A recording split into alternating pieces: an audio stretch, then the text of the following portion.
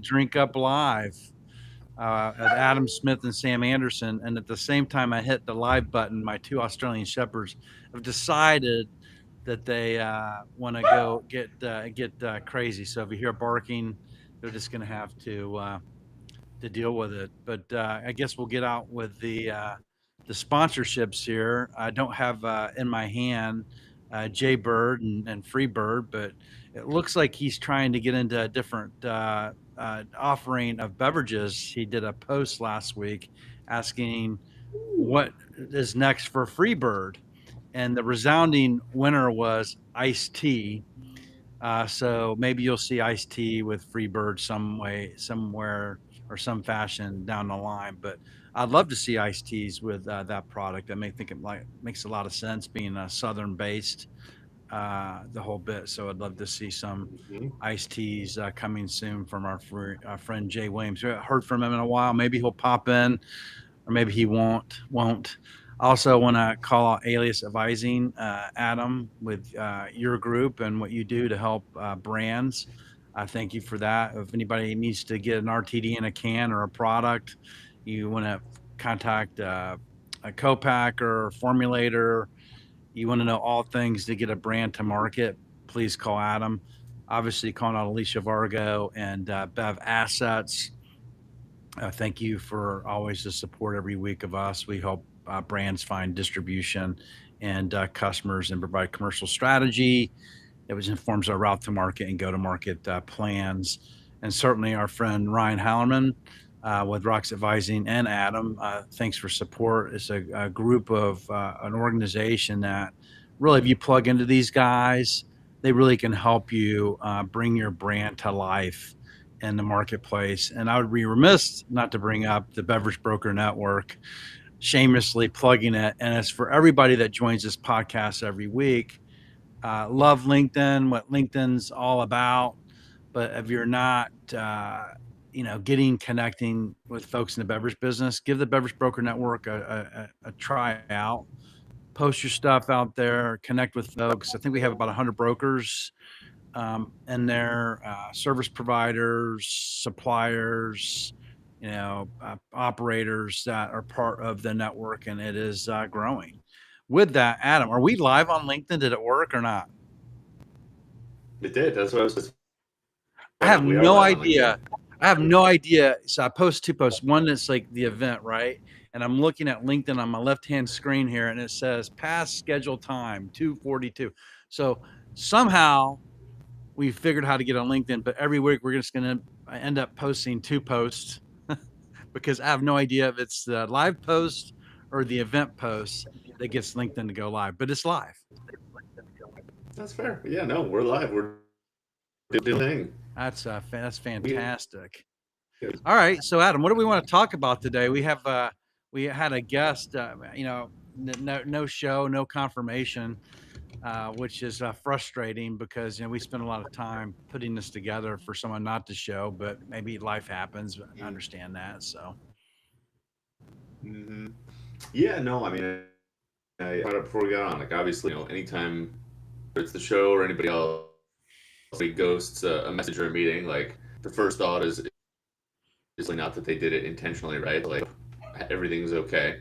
Um, I don't know you, but I know you've been on jury duty 2 weeks. Um, but there's been a lot of, for me, a lot of people like reaching out and saying, hey, I just want to get a product into a can, and I'm like, okay, tell me about the product. They're like, well, no, the product isn't, which is the ops guy kind of is a head scratch for me, right? I'm like, what do you mean the product doesn't matter? you posted about And this, I'm I think, paraphrasing. the other day, right? I did, I did, yeah. Um, so yeah, I mean, I'm for those of you who are joining us this morning, I would love, obviously Sam, your feedback, and then anybody else, if you want to hop on, if you want to join us in the comments, like I'm all for market validation and kind of proving that there's interest from the public in an idea before you go spending tons of money on it, because obviously it's a very pragmatic way to go about it. Um, but when I hear people tell me, yeah, it's coffee, maybe it's tea, it's energy drink, maybe it's kind of like you are verbally running through those. You can just wheel of fortune your way through them, and it's going to be fine whatever you land on. And the simple fact of the matter is that they're all wildly different production scenarios. So like, not that simple. Um, and trying to explain that to people is, what's up, sicko?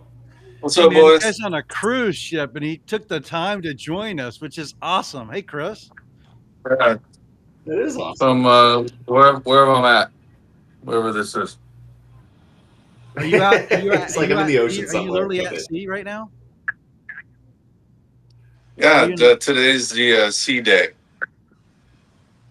Oh, so they dock and then you go out to sea and you just basically cruise around in the ocean. Are you in the Caribbean? Exact. Yeah, Fantastic. yeah. We were in Key West yesterday, and on our way to Bimini Island for tomorrow. So it's beautiful. I'm on one of the newer Virgin cruise ships. Oh, Chris, lovely to It's have not a you here. Virgin. It's just a Virgin. Well, lovely to have you here. We were just getting into post Adam did the other day. Interested, he was kind of completing it, but so brands will arrive and talk to him and say, "Hey, look, I just want a brand. I don't care what it tastes like or what's in the can, but give me something." I think that sums it up. Adam, if I missed it, please correct me. But it's really frustrating that a brand thinks they should put anything in a can, and if they put it in the market, it's automatically going to be successful. And I mean, I'm with Adam. I don't think that's the Yeah. case. I think there has to be a little bit more strategy. There has to be something behind that product that's in that can. But Adam, finish your thought, and then we get Chris's thought on this. No, I mean, I would gladly let Claris jump in. I think it's, you know, obviously marketing matters, right? Like obviously your sales, marketing matters, your advertising matters, your sales pitch matters. Like the story you tell within all of that is very important.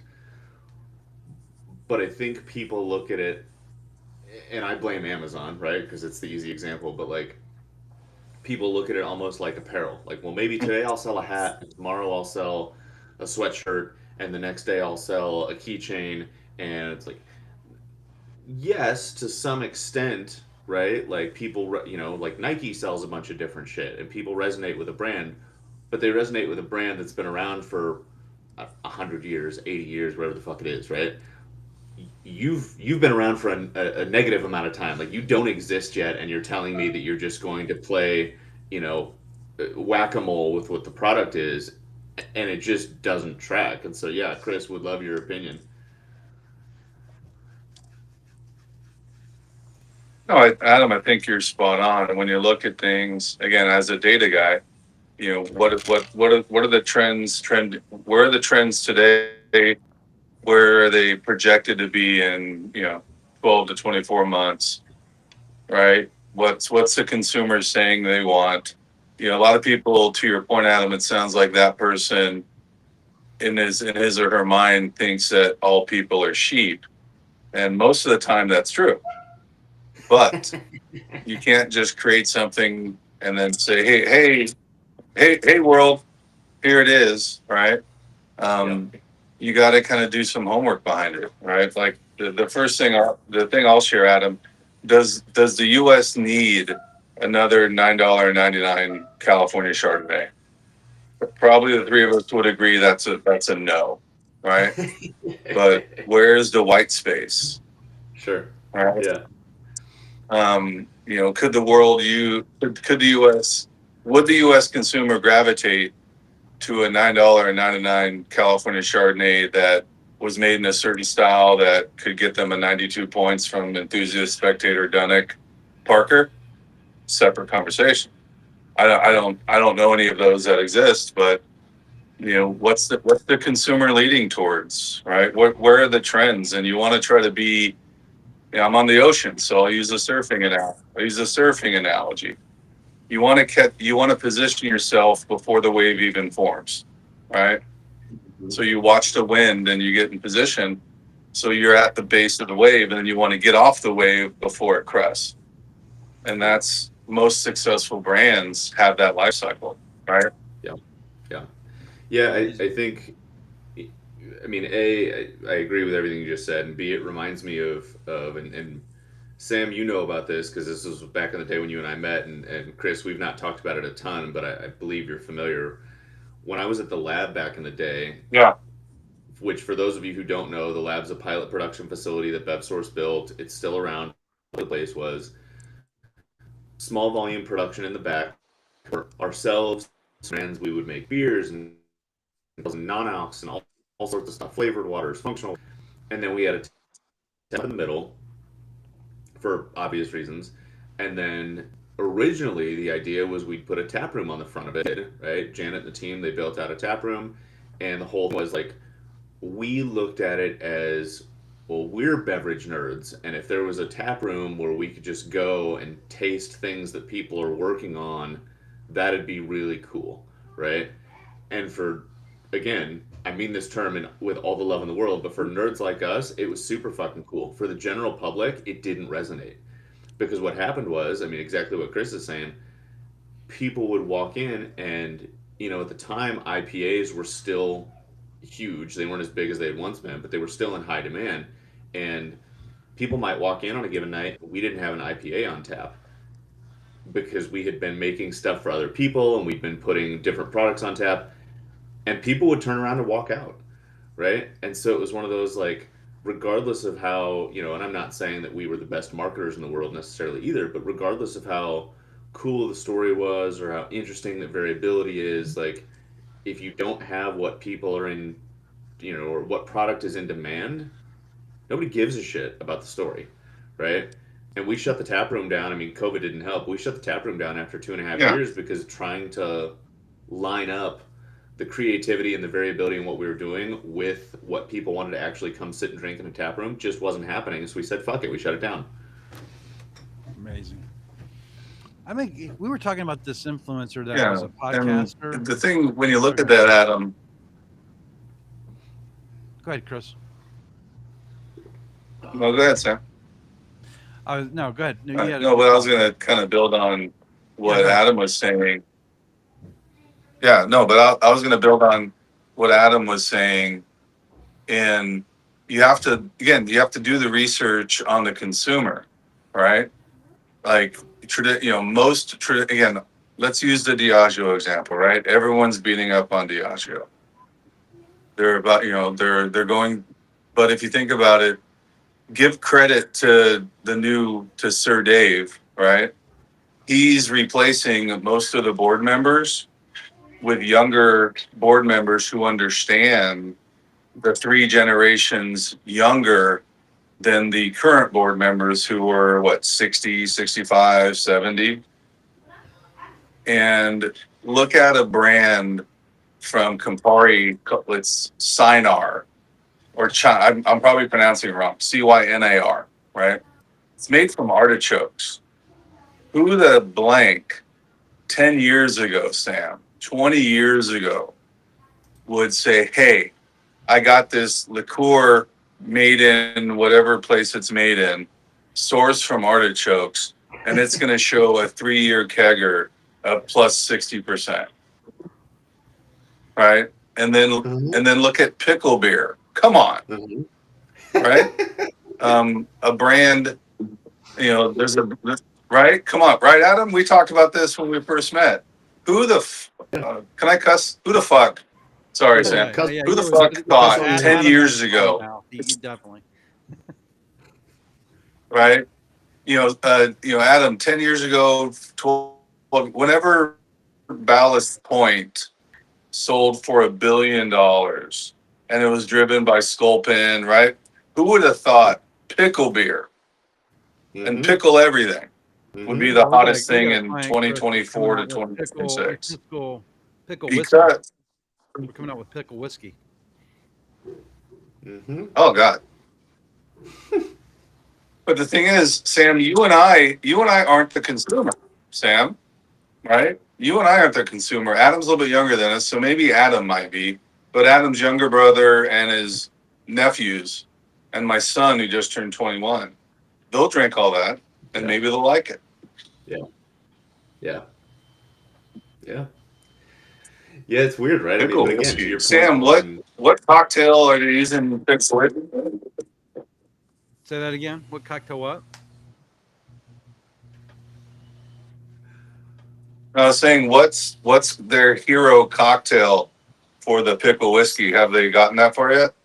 No, he has not gotten that far yet. We're going to come out with 175s, 750s, and 50 mLs, and maybe a special 50 ml design. They have a Wow. co-packer in Denver. Actually, it's Yeah. Frankie's, which maybe you're familiar with. Ryan Shea, I can call him out here. That's the product they're going to come out with. But they have a vodka, a bourbon, and a whiskey. But I think it's really innovative. His partner, in the co-packer, Dirty Deal, which he'll be coming on later on in a month or so. But yeah, he came out with this idea that anything with pickle juice in it is going to go. well, I think it's fascinating, If and I love people, playing this game. yeah, Like I love playing behind him because and you guys know this, but I mean, growing up in Southern Iowa for years, I've seen people salt their beer, right? Like Wisconsinites will do it. People in Iowa, I've seen people in Minnesota do it, right? They'll salt their beer. So you take that, like that's been around for however long, combined with the fact that you know electrolytes in the non-alc space have become more and more popular. So are just tastes overall are becoming saltier in that sense. Combined with the fact that you know the you see it in non-alc, you see it in alc that um, more unique flavors, right? Everybody's tired of the same grape orange over and fucking over again, right? And so, to Chris's point earlier, right? If you had a time machine and went back and looked, you could see this coming. It was just a matter of how far out you looked. It's like, well, okay, if we've already been salting shit, electrolytes are becoming the new functional thing. People are going to continue drinking.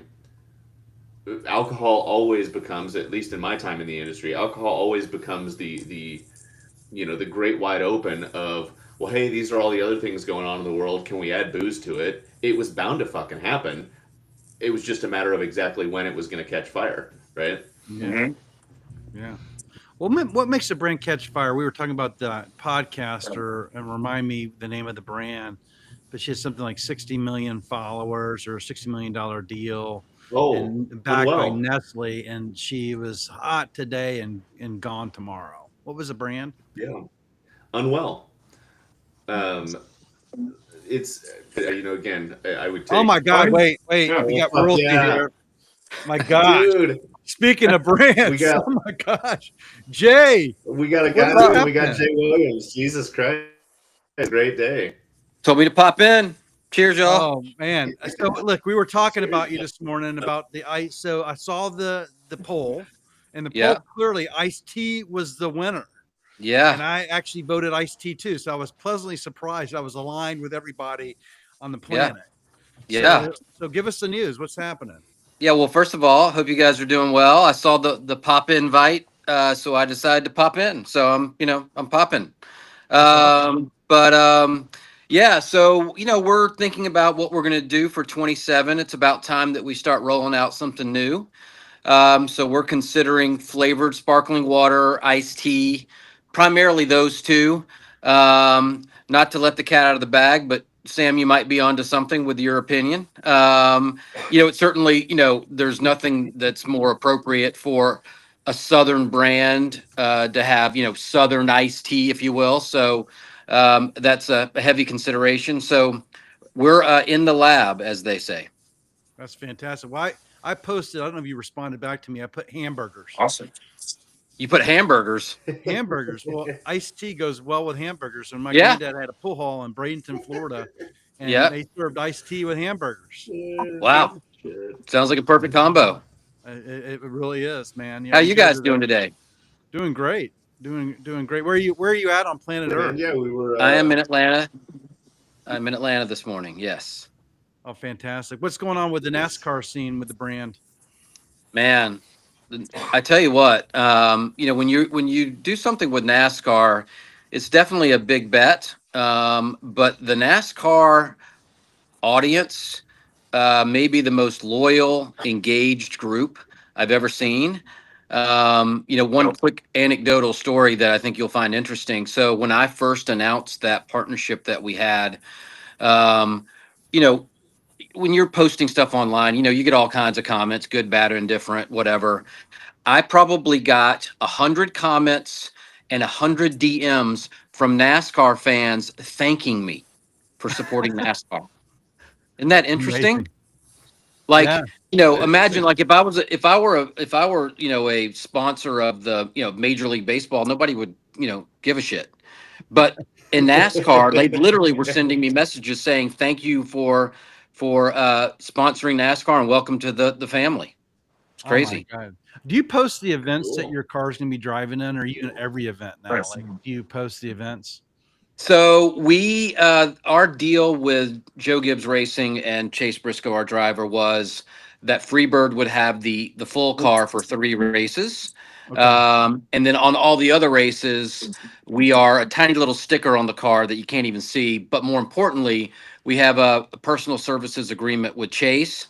So at every race, every interview, basically, even when he goes to the bathroom, he's got to be holding our can, which is awesome. Yeah. So Do it to him while he's driving. It's like, yep, I got my free bird can. It's a great marketing tool. Have our can in the can.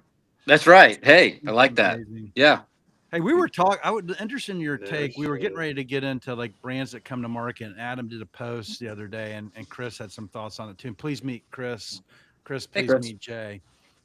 Hi. But we were talking about, a brand Jay. arrives. I don't care what's in the can, right? Just bring me something in the can. And Yeah. just curious on your thoughts on that. Do you care what's in the can? Obviously, I think you do based on your post. But and Adam, if I'm getting it right, please correct me if I'm not.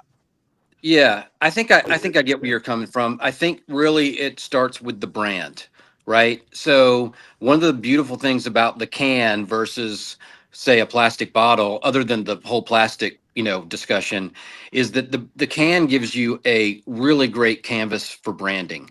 And so I think what you find, at least what I've seen out there, and listen, I'm the novice, amongst this foursome here, but the branding of cans for a lot of folks out there has been really, really effective. I would say that it's abundantly clear when a can doesn't get it right. But at the same time, the second component of that is like the liquid inside has got to be pretty good, or else, you're going to lose that one chance will be over. It's sort of like the whole situation with like Prime, for example, right? They got a lot of people in the door because of all of their hype, but once people tasted the liquid, and no offense to anybody out there, but a lot of people didn't care for it. So I think that's where you see troubles come up, is that you got to be able to back it up with something that's, no pun intended, but something of substance with your substance.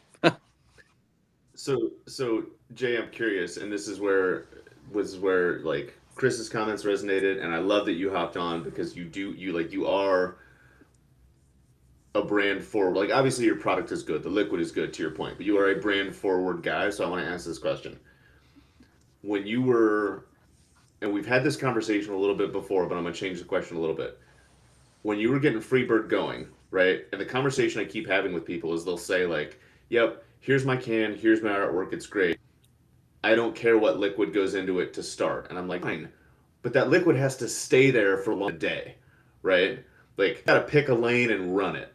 And so you, and I hear you, clearly you've made it fucking work and got, but like, what was I guess, the switch or the decision point? I don't even know what the word is. Kind of like, all right, rather than a water today and a lemonade tomorrow, tea the next day, I'm water and I'm gonna beat the living shit out of successful, right? I applaud you and you've done it. And I think that works. But so many people I talk to are like, well, no, the liquid doesn't matter. It can literally change every day as long as the branding aligns, right? Yeah, I think that's a shaky foundation. Quite frankly, if you ask me, like I think you got to stand behind your liquid. So for example, we went with spring water because there are a lot of positives to spring water. I put it to you this way: there are very little objections to spring water, whereas with purified water and a lot of the other ones, I guess there can be objections. The other thing I think that really matters in that equation is that if you think that the consumer is that wrapped up in your brand that they don't give a shit about what's in it, you're just going to lose, because eventually they're going to go, well, I mean, I can't stand behind this brand because I hate what I'm drinking every day, and I'm going to find something else that resonates with me, but that the liquid also matches. Yeah. No, I love that, and I love having your opinion on it on the record, because I'm going to play that clip for people when they tell me the liquid doesn't matter. I'm going to go bullshit. It does. I mean, like, I think honestly, Prime is a perfect example of that. And again, I'm not picking on Prime. I want all beverages to be successful because it helps me. If we're all successful, all whatever that thing is, we ride, the tide rises, whatever that is. But Yeah. at the end of the day, like, I think that a lot of people didn't care for the product. And so I think that, for example, with this whole exploration of teas, we're being incredibly intentional about the liquid because ultimately it needs to fit within our brand. And so, we can talk about America and blue collar and small town and all the stuff that we like to pay tribute to, which matters to us, and really defines our brand. But at the same time, what also is American and, all the great things is producing a product that's worth a shit. So, like, ultimately, those things need to match. And that also doesn't mean that we don't make mistakes. Maybe occasionally we get it wrong and we need to adjust, but we need to be truthful and conscientious about our audience and make sure that we're doing right by them. Well, I think it's a 100%. great So innovation. Go ahead. Sorry, Adam.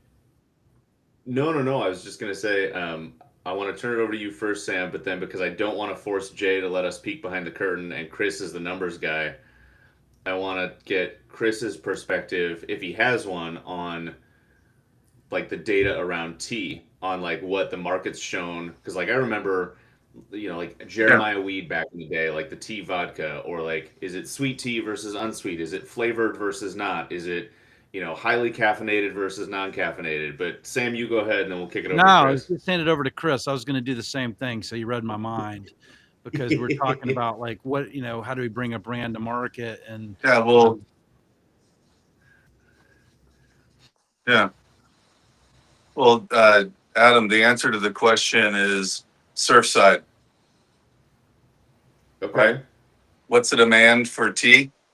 Surfside's gonna hit 20 million cases by the end of 27. I see Jay nodding his head. So the demand is there. You can just look at that brand. 20 million in how many years?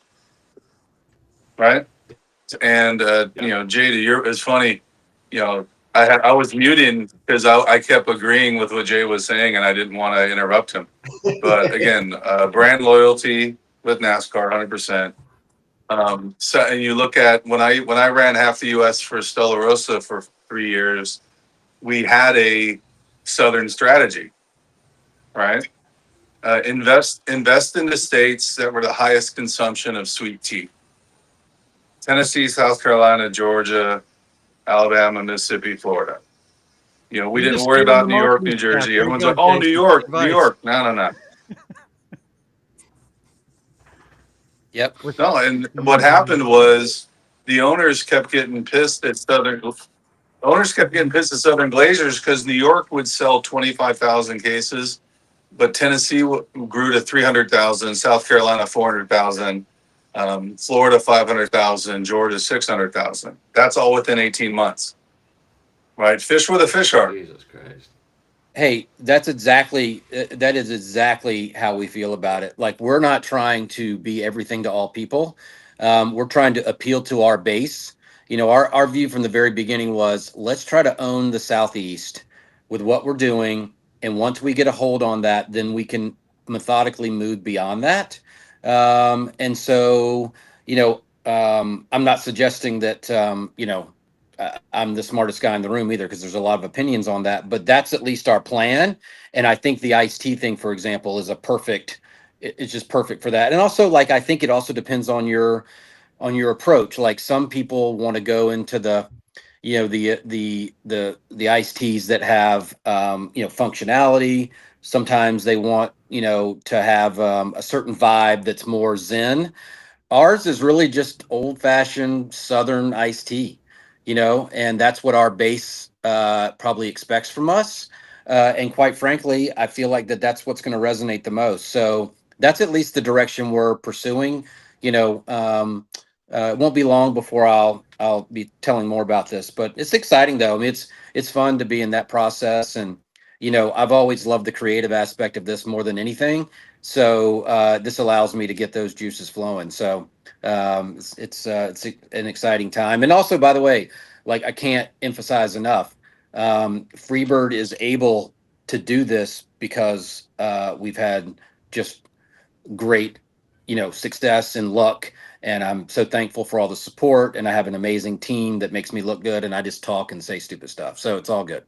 Well, look, I remember, has it been 2 years since the big hug in Los Uh, Angeles?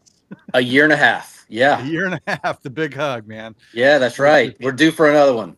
And we are due for another one, brother. I Yeah. may come down to Atlanta and go to the Varsity with you and drive around the Freebird truck. That sounds great. I don't want you to hold on as much as you did last time. That was a little uncomfortable. Chris, you can have one of my hugs soon too, man. It's Yeah, people pay for them for sure. I bet. Well, hey, listen, I just wanted to pop in. I think you ought to do this more often though, because to be honest with you, I think as you've known before, I've said before, Saturday mornings are tough. But when the pop-in version is available, this is so much better because there'll be some days where I can and I can't, but I love being able to pop in and say hello, and obviously always love talking to you guys. So appreciate you letting me jump in here and interrupt your flow. And I guess all I can say is my normal, which is cheers, y'all. Have a great day. Yeah, thank you, Cheers, man. All right. Looking forward See to you those soon. iced teas soon. Yes, sir. Yes, sir. All right, bye-bye. Very cool. We got Cruz and fucking that's a good. I wanna so again, both of you, right? Left on. I want to ask personally again. Halleman and I and Ryan's texted me. He's jazzed up about. We got Kogs in the comments. Josh, we got Phil here in Minnesota with us. We got I'm gonna butcher it. Seguya Arnold. In from Uganda watching, which is pretty fucking cool. The comment Jay made about not, just making a tea for tea's sake, right? Like clients that Ryan and I currently have, some of them are doing this, like making a product just because it tastes good and has a cool story, as opposed to, hey, I'm gonna make a tea, but I can't just make a tea. I have to load it up with fucking caffeine and L-theanine and ashwagandha and lion's mane, and it's got to align your chakras and fix your colon health. And like, dude, maybe it could just taste good, right? So from your guys' perspective as the salespeople, like, what do you see there? Well, Chris obviously has the lowdown on the tea, so I'll let him take this one.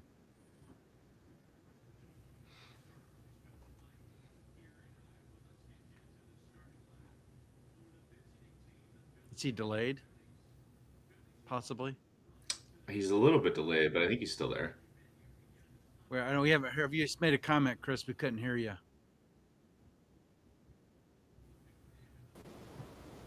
Oh my gosh! Look at this. Oh shit!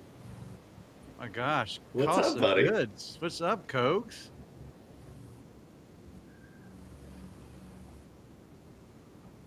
Can we hear you? I think he's waiting to come in. He just popped in. He's just floating around. We can see you. You There there? we go. Yeah, I'm sort of here. There we. We can hear you. Yeah, can you hear me? Yeah. So Sorry to first of interrupt. all, I'm glad that you're here, man, on planet Earth. Me too. How are things? Are you back at it? You back in action? Nah, 50-50. But I don't want to interrupt. Adam, what was that thought you were finish up that thought, and then I'll answer all your Well, questions. no, I mean, again, your perspective, Sam's perspective of just like we hear, like Ryan and I as the operators, right? Like we hear from so many people who are like, yeah, I want to make a tea, a water, a juice, whatever. Like they'll take something straightforward and then be like, well, I have to layer in. Like I think this demand for functional products has put people in a position where they feel like they can't just make something that tastes good anymore. It has to have fucking promised benefits to it, right? Which, like, don't get me wrong, there's a time and a place for that. And like, I'm drinking coffee for a reason, but also sometimes I just drink shit because it tastes good, right? And so, like, from a sales demand perspective, whether that's on the consumer side or the retailer side, like, what are you guys seeing in terms of like, if somebody, if a brand comes to them or supplier on your end comes to them and says, hey, I just want to sell an iced tea that tastes good, or I just want to sell a juice that tastes good, are retailers up for that conversation? Are they interested? I got a quick answer on that. Retailers are only interested in the velocity off their shelves, and then throw in the mixture of what they have to do to appease their big customers, their big tenants. Look at the shelf space as a huge office complex where they've got Coke, Pepsi, Frito Lay, and all these monsters that are paying huge amounts of money for the real estate. So when you bring your brand to a chain, whether it's a 10-store chain that or independent, or a 10, 20, 30 store chain that is in the org tree of Albertsons or Kroger or Loblaws in Canada, it's not just how good your brand is. Your whole profile of what your social media is, what your followers are, that's only one piece of the pie chart. There's so much of the pie chart that makes the decision that's related to what's the Coke guy going to say? What does Coke have coming out over the next year that you don't even know about, that nobody knows about, except the head office guys in corporate, in Cincinnati for Kroger, in Toronto for Loblaws. So what I've learned is, over these 15 years, is that a lot of that doesn't matter. It's all about those factors I mentioned. And then one other big factor, which I tell new brands that come to me and they want to come to Canada, Toronto, get my help in US markets. I'm pretty blunt and sound a little jaded. You need a good friend. If you don't have a good friend and a good connection, you don't have a hope in hell. There's very rare cases of brands that actually get there on their own, organic. Oh, we got great online sales. We did great on Amazon. No, you need a friend at UNFI, KeHE, Loblaws, Metro, Sobeys in Canada, Kroger. I learned this maybe 10 years ago when I found out that, I think it's Mariano's. Is that the Chicago chain that's owned by Kroger or somebody now? Yeah. Yeah. The buyer for beverage went to university with a UNFI guy. 80-90% of the ambient beverage aisle was UNFI. Or maybe it was KeHE. Doesn't matter. And I don't care laid it out there. It's just like 10 years ago. So that taught me that if you don't know people, you better go to the events. You better spend some money and go to some of those LA events that Danny Stepper puts on. As much as they seem like all cheesy and paying too much money, you gotta go. You gotta go say hi, and you gotta go golf. You gotta go to the bars and the concerts and the events. And if you don't, you're really at a disadvantage. Well, I think what you're saying is you got to definitely network and connect with those that know others, right? I always think about Founderland, calling out Josh Wan. That happens in October. If you haven't already, if you're a founder, you should put your application in. I think it's an application, and then they take and see if you can get there. But if you can get into Founderland, it's great. People like Danny will be there. I wanted Chris apologizes. He had to drop. He was obviously on a cruise that he joined us in the Caribbean somewhere, and today was Sea Day. But he gave Adam, I think he was trying to answer your question. He goes, there's 4 S's of successful RTDs.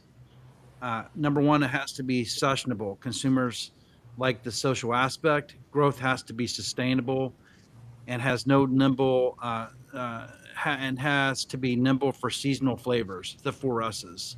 And with that, enjoy your weekend. So I don't know if you have thoughts on that, Adam, if you've tracked with me, or Cokes. Yeah. No, I mean, I think did he put that in the comments on LinkedIn? Nah, he texted it to me. He texted you. Okay. Yeah. Yeah. No, I mean, I agree with both, right? Like, and that's again where I'm getting a lot out of this conversation because it's fodder for conversations going forward, right? And again, Hallin's texting me, and we have this discussion with folks all the time. We had a prime example. We had a group the other day come to us, and very nice gentlemen, Southern California based. They're like, hey, we want to do I'll leave it at this. We want to do an ALK RTD. I'm like, okay, great. Now, it's a very popular ALK RTD, so it's not anything like they're reinventing the wheel. It's something that people drink on a daily basis now, currently, have been for years. Mexican heritage kind of inspired. You can take a guess on what that is. And they're like, well, we have to sell it for $2 to $4 because that's what we're seeing. And I'm like, time out. The brands that you're telling me you're seeing sell it for $2 to $4 a can are like, I've never had. A basic Google search tells me they're doing millions of dollars a year in revenue. I'm guessing the liquid's pretty good. So like, again, whole like what demand of like it's an ALK RTD for a very common beverage. There's no overtly special, right? But at this point, I'm guessing the brands that are A, proving, and B, to Sicko's point, they're sessional, they're sustainable. They're hitting all these points on because you can't do it without the other, right? Like you have to have both points. So no, I mean it makes sense, and it's just this is Sam, you'll love this, and the more of this, I have brands who either A, watch the podcast and then realize that when they're that we do this, they put two and two together, or B, folks I work with, Brian and I work with, who are like, yeah, we went and caught the podcast and we caught this really good nugget. And I'm like, which I love, but I'm like, I've been telling you that shit for the last 3 weeks. If you needed to hear it from me and another guy on a recorded show for it to land, or you needed to hear Kogs say it, or you needed to hear Sicko say it, or whoever, God bless. I'm glad it finally fucking landed. Well, sometimes you have to listen to it 2 or 3 times, so you can go to drinkuppodcast.com. Of course, I'm plugging www.drinkuppodcast.com, and you can capture and get every episode in there. And you can actually do a search, and you can find nuggets like, I need a trademark attorney. And by the way, my son needed one desperately because of a situation with a relatively large social network. I'll just say it at that our friend Roger Lee. So Roger, I don't know if you're like capturing the podcast, but please pop in anytime as well, because if you're not creating your moat, as people say, and understand what your trademark is before you launch something, make sure you do a search and make sure you're keeping yourself clean on those aspects. But yeah, I'm glad that a comment on this podcast landed with someone that they made the decision for their business for sure. So where on planet Earth are you? Are you in Michigan, Canada? Where are you at? I'll show you a little scenery. I'm up Oh, north. wow. Ooh. That's Georgian Bay, which is just off Lake Huron, one of the Great Lakes. This is where my son said 4 years ago, Dad, you've been working so hard since I was born in 97, and you don't do anything for yourself, so we're going to get a place up north. Then a friend of mine had this huge cancellation for this band from India, this musical group that got messed up by COVID, and insurance covered it, so I got it for a year for nothing. Remember what I said about having good friends? This is like the top carriage trade real estate family in Toronto. And then after that year ended, I just said, they wanted like $10,000 a month for the seasonal months, summer. And I just said, how about we do like 4 for the whole year? And it was a bit of a joke. And the guy said, yeah, okay. So this is now my home at a place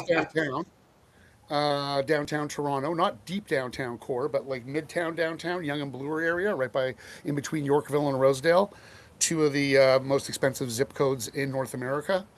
And little semi, it was a little tight, a little old, charming, as they say. And I just shut that place down after I got sick this spring. And this is where I live now. And the other place I live is down in Toronto, a little upper midtown, North York area, where my son, his darling, and my granddaughter, who's 16 months old, where they live. So I pop down to Toronto when I got to go see somebody, which is rare these days because we do everything online, or go to a doctor's appointment. And, you asked Sam how I'm doing. It was quite a jolt in March. It was a flu that didn't go away. In April, the right eye started to like get blurry, and then the MRI at the end of April, and then boom, hospital, steroids for about 2 weeks, and then out of the hospital. So I've got to deal with this autoimmune condition, which thankfully is very mild, and it affected my eye, which is about 50% working right now. But I can still drive. I could probably go swing a bat since I'm a right-handed hitter and look that way and be okay.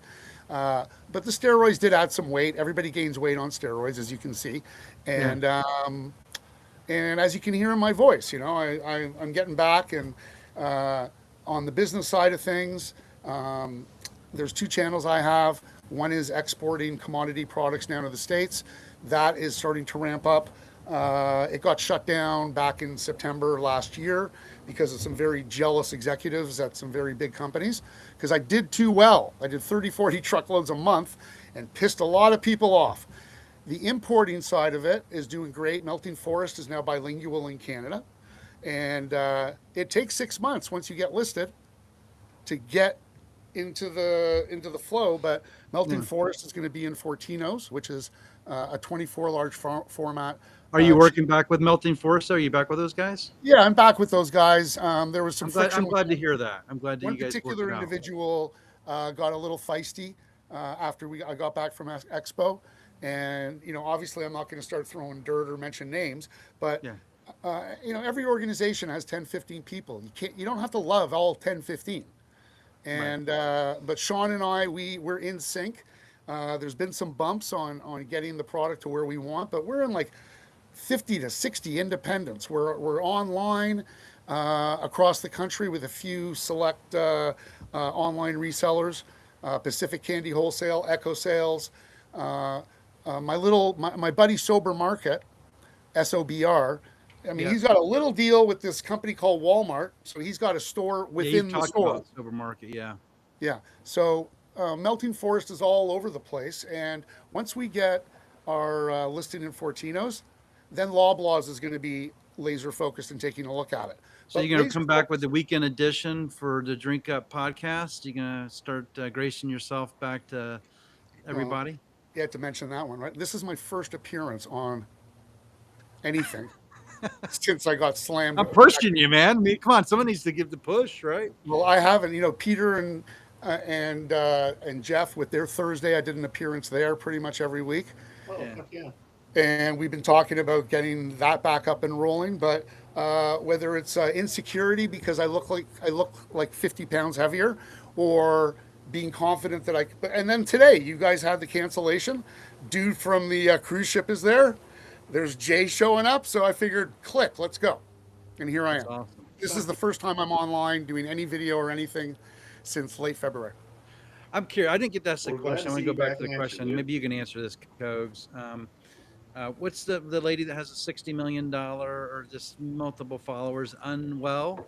The product Unwell.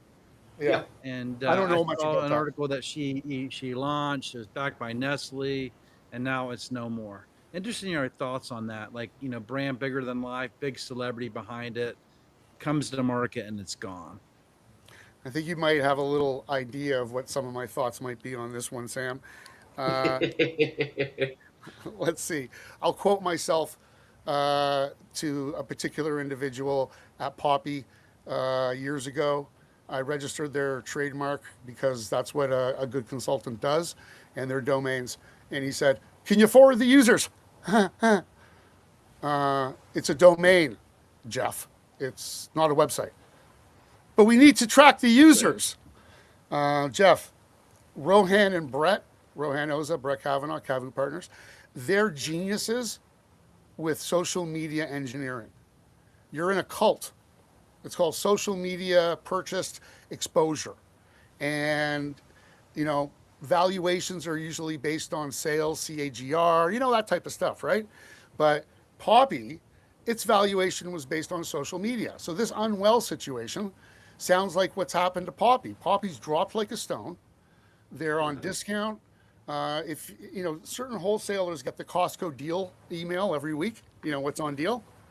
I've never seen a functional soda show up on deal at Costco Canada, like all of the variety packs and a bunch of certain SKUs from Poppy.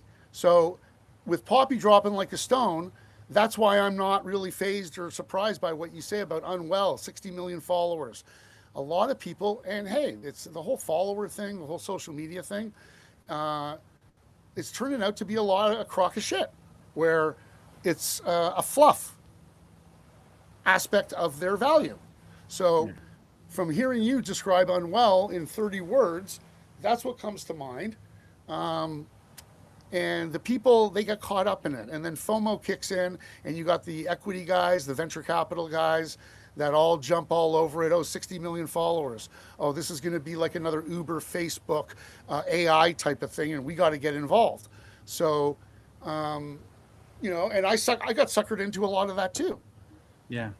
We had a guy on the podcast, Chris Wolfersheim. It's a protein vodka called Mate. And anyway, he made some really incredible statements that have just sat with me for a long time since we had him on the podcast. What's one of the statements? What's that? What's one of those statements? Well, the number one is like he doesn't understand why brands would come to market and spend millions and millions of dollars, like pay someone millions to be an influencer or bring a brand, that's not proven. He said, take a brand like mine or others like mine and purchase my brand, right? Oh my God. Are you kidding me? Are you kidding me? So Chris, we got to tell boys? On your story. So tell the story. We're talking about like a brand, right, Chris? So I'm going to hear it from the founder. We're talking about like, rather than like spending $60 million, $100 million developing a brand, you're saying, get a brand like mine or others that is already established in the market. So, from the horse's mouth, Chris, please share. All right, Chris, you there? So, first and foremost, I apologize if I cut in and out. Can you hear me? Yeah, you're kind of coming. You're cutting out. Maybe. Popping in and out a little bit. Give it a go. Give it a go. Yeah, I got to apologize. I'm in the car after failed to remember to order my product. Headed to another store that I know is that has product, and they also don't have a tasting today. So I'm like, you know what? I'm just gonna get in the car and go see them. So, and then I remembered you boys. But in answer to your statement, yeah, I genuinely believe, and I've shouted this from the rooftop on LinkedIn. I've said it on this boys podcast. I've done it on other podcasts. If someone, and I'm going to use Coca-Cola as the example, I think they're a great example for this. Buy brands that have solidified themselves in the market. They've got repeat sales. They've got a distributor. They've got somebody that's working the market, whether it's like me, the founder, or somebody else, and buy them for cheap, right?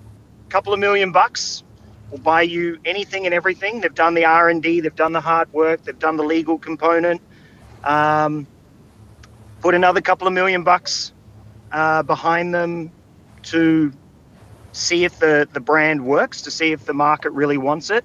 And if you're Coca-Cola and you can buy 10 of these brands, if you get one of them to make it, it's paid for everything.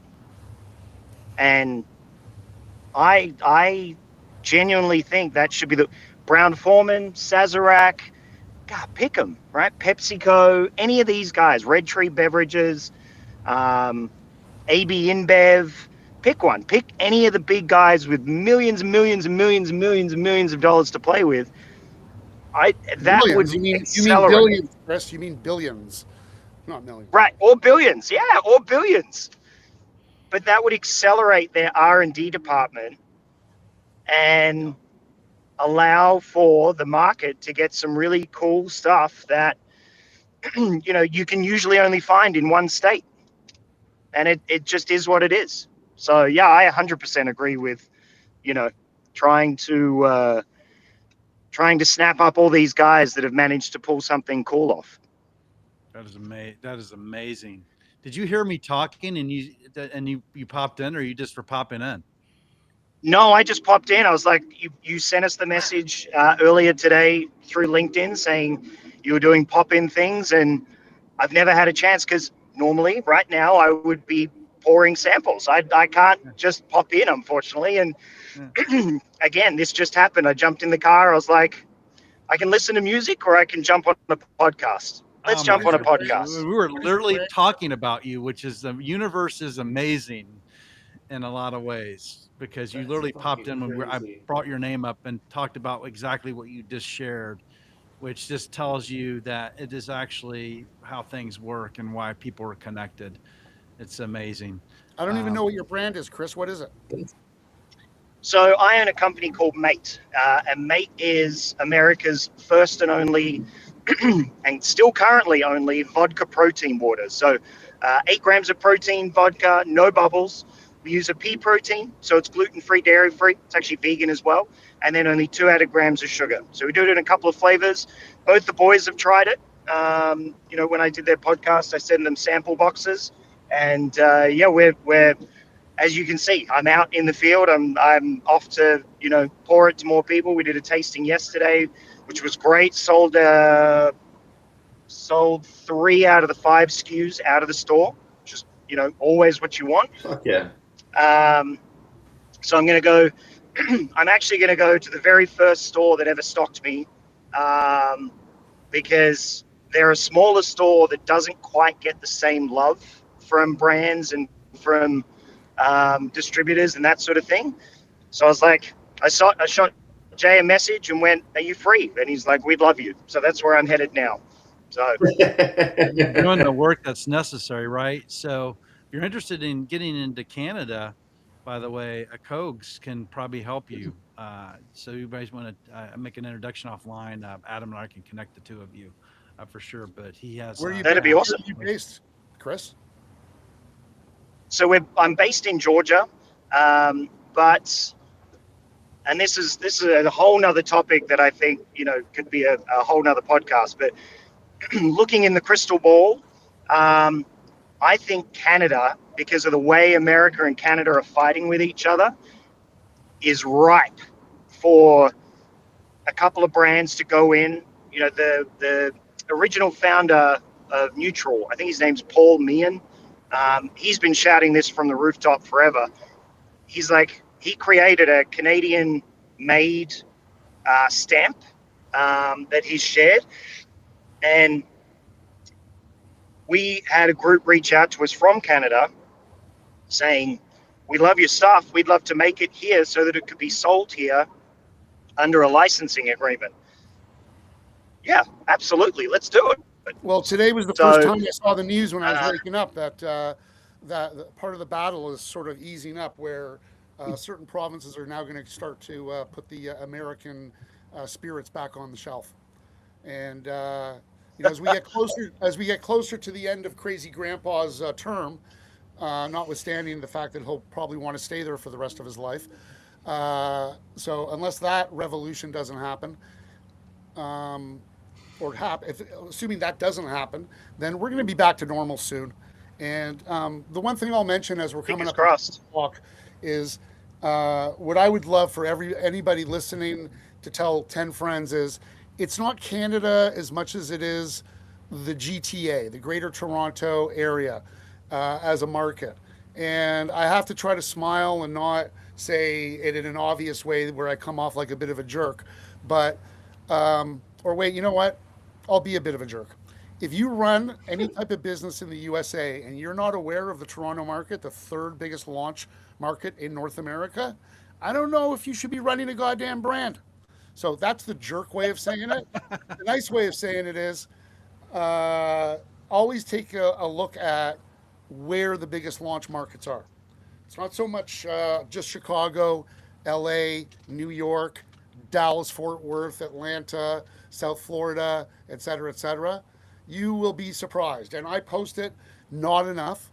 I don't want to come off like a jerk, but the more I see what's on social media everywhere, I'm leaning more towards being more of a aggressive jerk when it comes to educating people about the Greater Golden Horseshoe. Golden Horseshoe is a fancy name for the western edge of Lake Ontario, Buffalo to Toronto. And that's where I think Canada should be regarded as a entry point, because the Golden Horseshoe is the third largest, a little bigger than Chicago, and then everything spreads out from there: Montreal, Vancouver, Edmonton, Calgary, et cetera, et cetera. So I'll be quiet about Toronto and the whole situation with Canada, but I like it to be looked at more, Chris, like a Toronto-centric approach, and then it spreads out from there. Yeah, I think that's great information. You know, that sort of stuff that, you know, when you think Canada, you know, you forget a huge component of Canada, or people just forget a huge component of Canada is just snow for the most part, and it's, you know, it's very sparsely populated. And unlike me here in Atlanta, where I've got more people that I can throw a stick at, it's yeah, that's great information. What I can do is connect you to, I'll connect you to offline for sure, so you can have a conversation about all things Canada. Coke's, Chris's product's amazing. It's in the can. His story's amazing. If you haven't captured the podcast or listened to it, it's a really good one. Talks about his journey. He basically came up with an idea when his wife said, "Why can't you put protein in a basically a spirit, right?" And they figured out what was possible, and that's how he met Adam as well. So it's a pretty amazing story. And he had tried to open up a drive-in, like his packaged liquor store, which did not work too well for him. And so he reinvented himself. So I love founder stories like this. And then, you know, I'm literally talking about this, going out in the marketplace and going to visit your customers. So many founders don't do that. And it's so important, the work you're doing. Going back to that first customer, you haven't forgotten about them. And that says a lot about your brand, who you are. And it says a lot about them too, that they, you know, they're supportive of you. So, which is brilliant. We did hear, Chris, that we should do more of these pop-ins. So maybe we're going to start doing pop-in podcasts moving forward. Yeah. You know, make it more, you know, exciting. But certainly appreciate you joining us. Anything else on your mind you want to share with the world before you go? So the only thing I would say, and I'm going to do a post about it next week because it got my mind thinking, and maybe you guys can have a bit of a think about it as well. You know, when you're talking about founders being in the marketplace, you look at the news lately. You know, a beverage called Unwell from a celebrity, you know, if that's what you want to call her, is being folded, right? Kylie Jenner folded Sprinter. You've got an energy drink from another Kardashian folding. You've got all these large celebrity-backed brands, money, right, influence, everything, that are all folding. But you've got these little guys like myself, Jason from Good Day. I caught up with him recently. You know, these smaller guys, Firemaker. I caught up with the boys from Firemaker the other day, where, yeah, we're a little bit smaller, but we've created some killer juice. And I think distributors need to take a little bit more of a notice of, just because it's a celebrity doesn't mean it's going to work. And yeah, you might be taking a really big backing, you know, hoping that they're going to do something, but 99% of the time, they don't do shit for the brand, right? They just slap it on Instagram and hope that a couple of 100 million people go buy it. So if there's a distributor listening, if there's a 50th floor exec listening, start going back to the old days where, you know, I worked in restaurants and I used to have reps come in and be like, this guy's local, this guy's local, this guy's local. Juice is stupid good, you know, give it a shot. And, you know, I think some of that needs we need to go back to some of that. And, you know, as a guy that ran venues, I really liked it. I like supporting the little guys rather than, you know, these giant celebrities that don't really need more millions of dollars. What type of venues did you run, Chris? So I ran large-scale restaurants. So, you know, I did large-scale pubs, restaurants, cafes, you know, hospitality venue, on-premise hospitality venues. I thought you meant like music and sports venues. That's how I interpret the word venue. Oh, sure. Well, I mean, yeah, I did large scale sports and stuff like that as well, but I didn't like it very much because again, it's a little more impersonal, and I preferred don't get me wrong, I had a 10,000 square foot Italian restaurant that would hold 500 people at a time, but you're still able to provide a service in venues like that. So I think distributors need to go back to remembering that a restaurant or a bar can push 10 to 15 cases a week just by hand selling, rather than hoping that a celebrity will push 150,000 cases once. Amazing. That's my soapbox. That's my Saturday morning soapbox. That's amazing. Well, thank you, Chris. I really appreciate it. You're welcome back anytime. So please pop in every week. You're always welcome. And then obviously, Cogs, I'm so happy to see you joining us today. And I want to definitely catch up this coming week. I was out for 2 weeks on a jury trial. I got selected again. First one was a murder trial. Second one was a sexual assault trial, which I'm allowed to talk about it now. You're not allowed to talk about it when you go into deliberations, but the judge's like, I can write a book. Which, anyway, this is the last place I wanted to be, is sitting on a jury trial going through that. But makes my day so refreshed. Chris, I literally was talking about you and you popped in. That just tells me the universe is aligned. And then Cogs, I've been thinking about you a lot lately as well. Any closing thoughts from the two of you before we hit stop? And if you could remain on the line, both of you, and I hit stop would be good, because I got to make sure your video downloads. So if I hit stop, just stay for 5 seconds. But any closing thoughts, Cogs or Chris? My thought is it's great to be back on looking at myself on my laptop screen and seeing you and Adam, and having the serendipitous run-in with the gentleman on the cruise line and you, Chris. And all the best to everybody.